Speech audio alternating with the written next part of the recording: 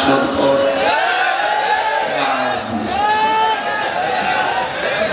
সম্মানিত মা বোনেরা, নবীজি জানিয়েছেন কোন স্ত্রী যদি মারা যায়, তার লাশ দেখে যদি স্বামী বলে জানো আমার স্ত্রী কিন্তু আসলে আমার মন মতো ছিল, আসলেই ভালো ছিল, আল্লাহর নবী বলেন আল্লাহ স্ত্রীর লোককে মাফ করে দেবে। দুঃখজনক, আমাদের কপাল খারাপ। এই হাজার হাজার মানুষের ভেতরে একটা মানুষ আমরা বলতে পারলাম না যে আমাদের বউ আমাদের মন মতো। খুব জোরে বলার দরকার নেই, আমার খাবার রান্না করে দেবে।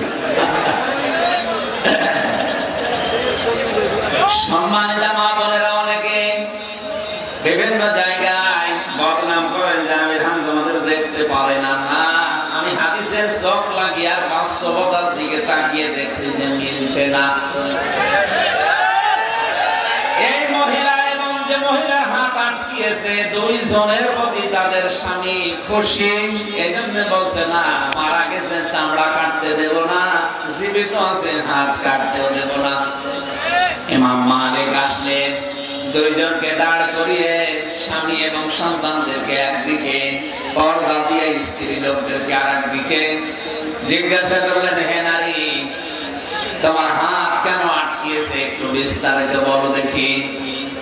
মেয়েটা কান্না আরম্ভ করেছেন।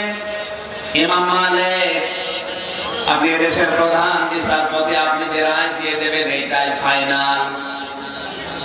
সত্যি করে বলছি আমি কিচ্ছু জানি না, আমি তো ভালো মনে করে ওই পাড়া থেকে এসেছিলাম এর লাশ ধোয়াতে। কাপড় তুলে যখন পরিষ্কার পরিচ্ছন্ন করে রানের উপরে হাতটা লাগিয়েছিল, অটোমেটিক আমার হাত আটকে গেছে, আমি কিচ্ছু জানি না, আপনি আমারে মাফ করে দেন। ইমাম মালিক বলে মহিলা আমার কাছে মাফ চাওয়া দরকার নেই, সত্যি করে বলো, আমার কাছে কিন্তু রাডার আছে কোরআনের হাদিসের। আল্লাহ নবী জানিয়েছেন মান সালিমাল মুসলিমুনা মিন লিসানিহি ওয়া ইয়াদিহি, ওই লোকটাই মুসলমান যার হাত দ্বারা আর মুখ দ্বারা মুসলমানেরা শান্তি পায়। ঠিক আছে এটা? না না, ঠিক না।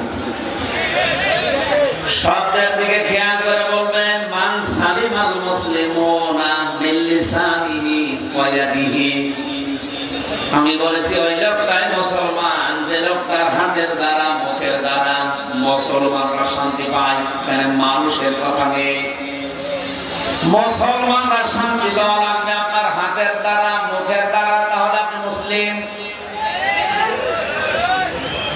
এখানে হাত বলতে ব্যাখ্যা যারা করে হাদিস, তারা ইয়াদুন মানে শুধু এই হাতের কথা বলেননি, তারা বলেছে ক্ষমতার হাত, প্রভাব প্রতিপত্তির হাত, টাকা পয়সার হাত, ক্ষমতার হাত, আইনের হাত, সর্বোপরি এই হাত হতে পারে।